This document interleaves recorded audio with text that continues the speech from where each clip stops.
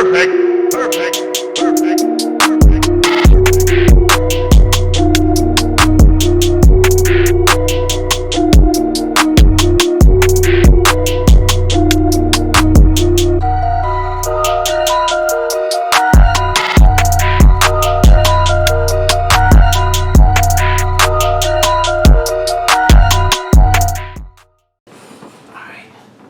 All right, welcome everyone to Louisville Youth Sports Network. I am Joe Thomas, the creator and owner of Louisville Youth Sports Network, the YouTube channel. And today we're gonna bring you Coach Ryan Montgomery of Fern Creek High School. He is with Building Lives Through Sports Network. He's gonna be talking about the first ever HBCU MEGA Football Camp. So welcome, Coach Ryan, and just go ahead and tell us a little about yourself. Again, my name is Ryan Montgomery. I'm from Canton, Ohio, born and raised. Now I'm living here in Louisville, Kentucky, where I'm assistant football coach at Fern Creek, and I am the director of partnership and operations for Building Lives Through Sports Network. Okay. Like you just said, Building Lives Through Sports Network, give us a little bit of information about what you all do and how long you all have been in existence. Okay. We're going on about our 16th year. We formulated in Canton, Ohio. We're going on our 16th year and whatnot. Building Lives Through Sports is really about helping different individuals, groups, or organizations pretty much achieve their goals and their visions as far as like what they want to get out of whatever event or anything like that they might be having. Okay. And what now? Let's give us an idea of what your target audience is. You know what I'm saying? Is it a real youth, or are you looking for high school, eighth grade and up, rising ninth graders? So give us an idea of your target audience and where they're all from. It's not all just from Louisville. Right. Naturally, we really don't have a target audience. It's more so a situation of just trying to capture the idea of the youth that are under-resourced, whether it be male or female, and pretty much help them find their way going forward as far as if they want to further their education academically. Okay. With that goal that you have in mind of your target audience and things like that, tell us what all events you all do hold with Building Lives Through Sport Network and things like that. Tell us about some of the other stuff that you all may do to help the youth out and help the not so really underprivileged, but help those that are not getting recruited, not getting the necessary resources to be seen in the Louisville and other areas. We really don't have events. We really don't have programs, which a lot of people, I guess, don't understand just because of stuff that they might have seen on the internet. We really don't have those kind of programs or anything like that. We try to enhance different programs and different events by being invited or being called and just assist with them. Gotcha. The actual holding or hosting an event, that's something that we haven't really tempered into. That's something that we really really want to try to stay away from. But we do accept phone calls, stuff like that, to help enhance the, I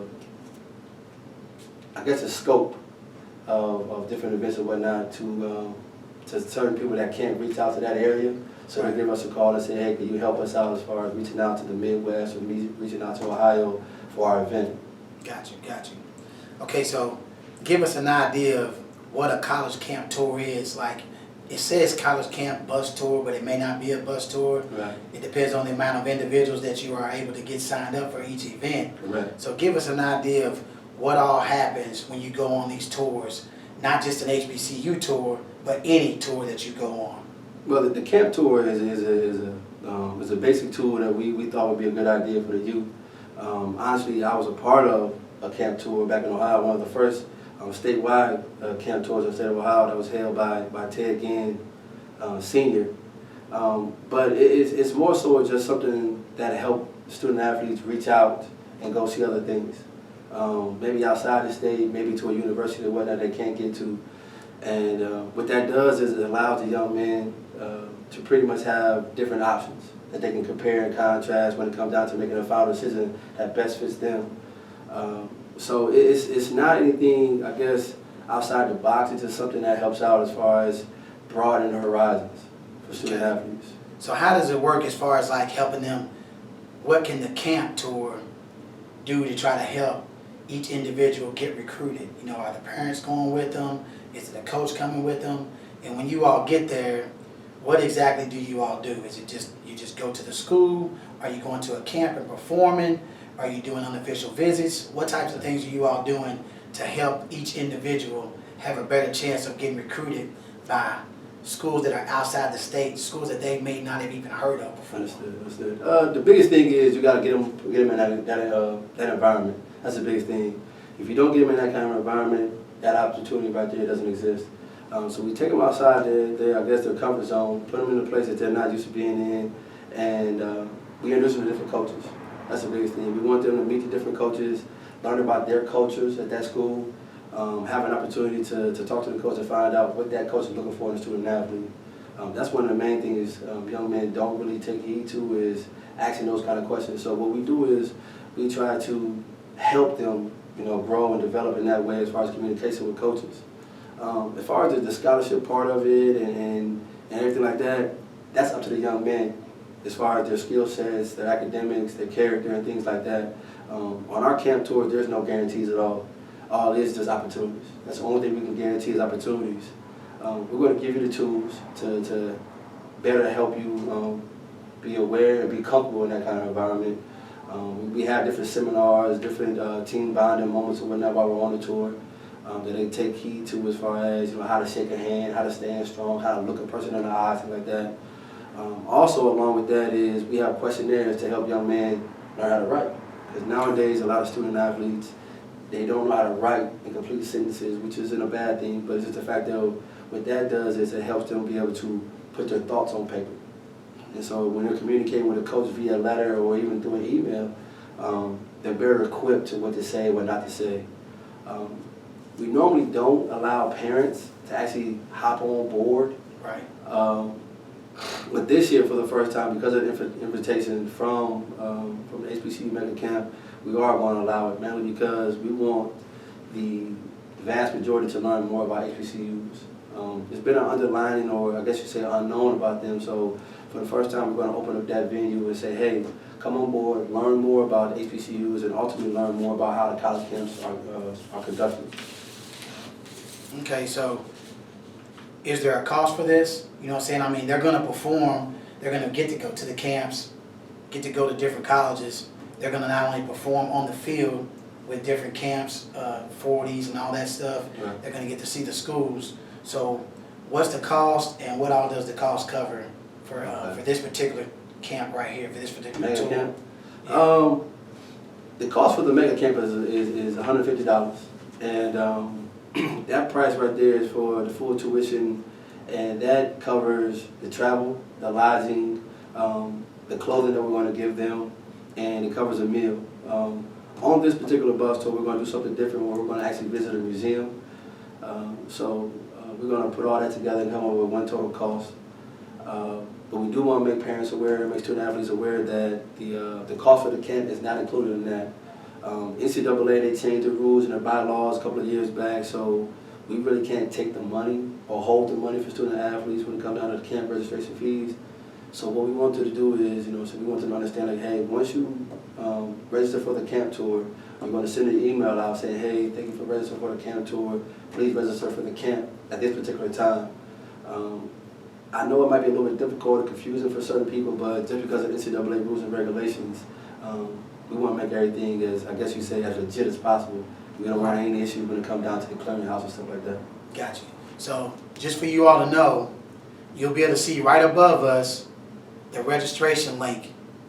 You won't be able to click on that link, but you'll be able to copy and paste it, or you can just write it down and then go into your website, go into your own computer, and be able to register at that particular link. That's where you'll be able to register at for the MEGA Camp. It's $50 to register for that. And then, like he said, the cost of the tour that you go on is $150. So you're looking at a total of right at $200. So once again, his information will be at the bottom of the screen, so you can contact him if you have any questions. And the information for the registration for you to sign up for this MEGA Camp, the first ever HBCU MEGA Camp, is above us at all times, and you'll be able to see that as well throughout the entire video. So tell us, lastly here, tell us about this HBCU MEGA Camp Tour, what it's about, and why some people out there may not want this information getting out. Well, the biggest thing is it's never been done before. It's very, very difficult to get all the HBCUs in one location at one time, mainly because of budget. I've been getting phone calls and emails and stuff like that as far as, well, how come HBCUs don't recruit in this area? How come they don't do certain things in this particular area, and so on and so forth. The biggest thing is HBCUs don't have it in their budget to travel and fly and drive like that. So it was a great blessing that this fell on my lap, and it fell on our lap, I should say, as far as being a part of this, because it's going to open up a lot of eyes and opportunities for the young men that they have out in this country. Not just in the state or in the neighboring state, like that, in the whole country. The biggest thing is that people don't understand is HBCUs play at all NCAA levels as well, except for Division III. They play Division I FCS level, they play Division II level, and they play NAIA level, which is basically you can go to school for free, or you have a package deal, depending on the level. The biggest thing is a lot of young men that I've noticed after talking to them, they pretty much have to settle for a school, and sometimes that school isn't a school that they want to go to. So the reason behind the HBCU bus tour is just to give guys different options. You never know what's going to happen during your season. I'm definitely a case of that myself. That's the reason why I landed at HBCU, because I wasn't sure what happened my senior year. Some things didn't unfold the way I was supposed to, and I ended up playing, you know what I'm saying, college football at Kentucky State University, which is an HBCU right here in Kentucky, and I played for free. And you know, people say, "Oh, well, it's a Division II football," but the biggest thing is they give packages. As long as your academics are in line and things like that, your school can work it out to where you're free. But then you have schools like your Southern universities and your Jackson States and your Arkansas Pine Bluffs and stuff like that, that play Division I FCS level, which is almost full scholarship.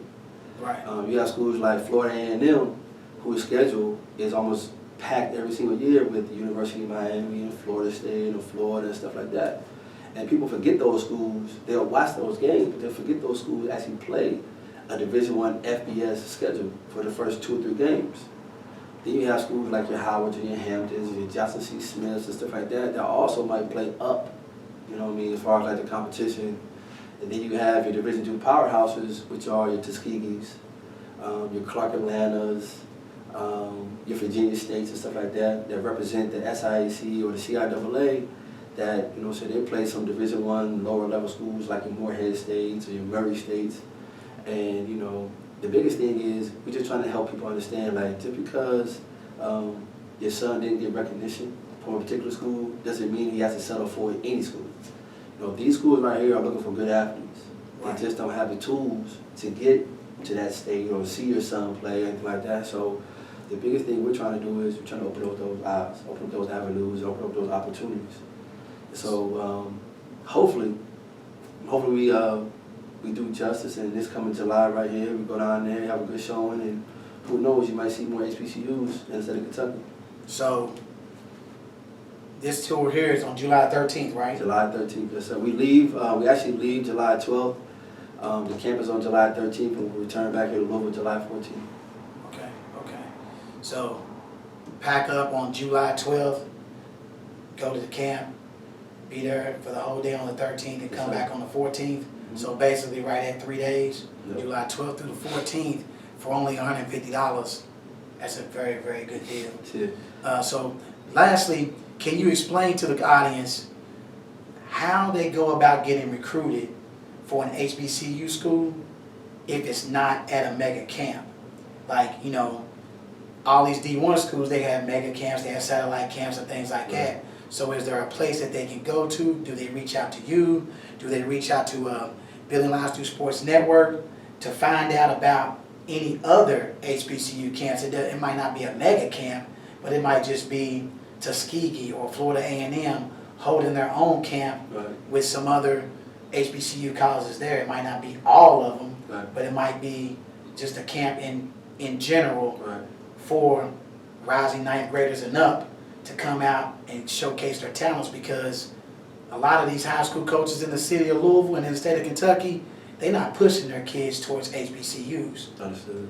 And it's not even about pushing them, it's just about letting them know about them. So like you said, they end up having to settle if Ohio State, Florida, Miami, Michigan don't come knocking on the door, Louisville, Kentucky don't come knocking on the door, then they say, well, okay, I guess I'll go to Kentucky Wesleyan, or Understand. I guess I'll go to Pikeville, when they could still play D1 or D2 at a HBCU. Right.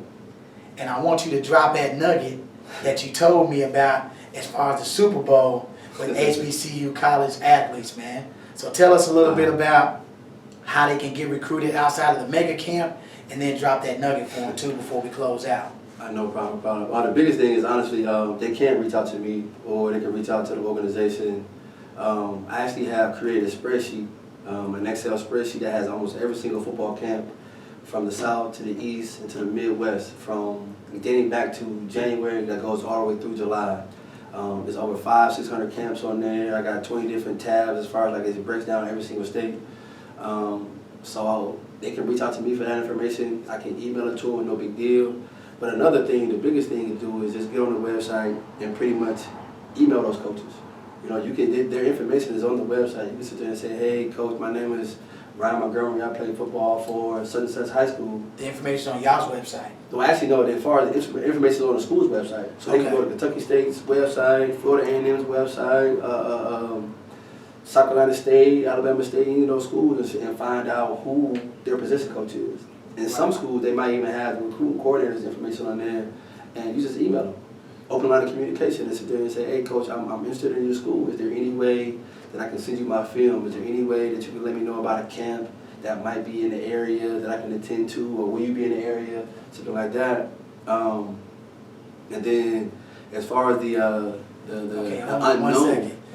But I want y'all to understand something. What he's talking about now is recruiting 101. You have to be your own man in getting yourself recruited. You should have a Twitter account, not one with all the junk on it, one about strictly your football and your other sports that you play. Because college and NFL and NBAs, they love two-sport athletes. So play more than one sport. You should have a Twitter account, you should have Huddle, you should have Facebook, and you should have Instagram, all geared towards getting you recruited. So you don't need an NCSA or any of these other guys that are out here, or these other entities that are out here trying to get your money to help you get recruited. You and your parents and your coaches get yourself recruited.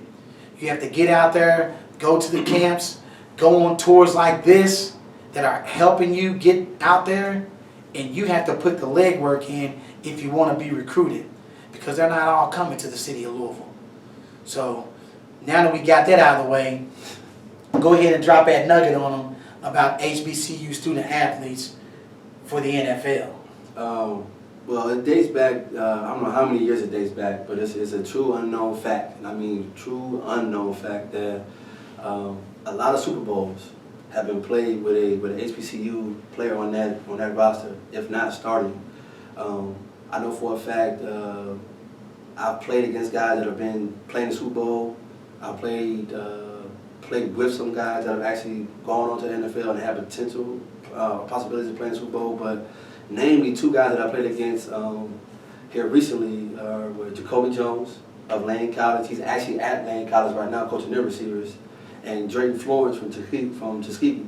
Those are two gentlemen that I played against while I was at Kentucky State, and both of those guys have Super Bowl rings. Jacoby Jones was actually the MVP for the Baltimore Ravens when they won the Super Bowl. So the biggest thing is, a lot of people think that HBCU don't exist, but when you watch the Super Bowl, when you watch the majority of the big games, as far as the NFL, there's a guy on that roster right there that probably came from a black college.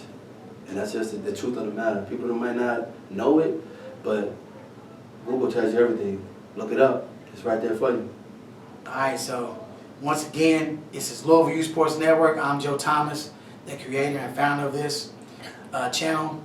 And this is Coach Ryan Montgomery. He's at Fern Creek, and he is with Building Lives Through Sports Network. And make sure that you hit the like button.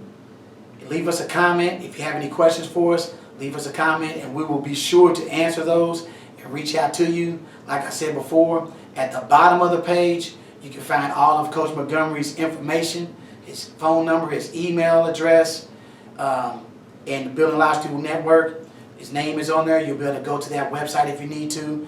And at the top, you'll be able to find the information of where to register at for the first ever HBCU MEGA CAMP. All right, so tune in to us further. You check out Louisville Youth Sports Network. We got highlights of all the youth leagues, football, basketball, track, cross country, swimming, a little bit of everything on there. We even got dance, cheerleading, and modeling. So check us out. Subscribe to us. Hit that subscribe button. You'll see that there at the bottom. Hit the subscribe button. Hit the like buttons, and make sure you hit that notification bell so that you can get a notification whenever we upload new content, so that you can come and check us out. Share everything that we do, and we appreciate you, because without you, there's no us. Louisville Youth Sports Network, shining a light on the youth in our city and beyond. Thank you, Coach Montgomery. We appreciate you. Thank you for your time, man. That's what's up.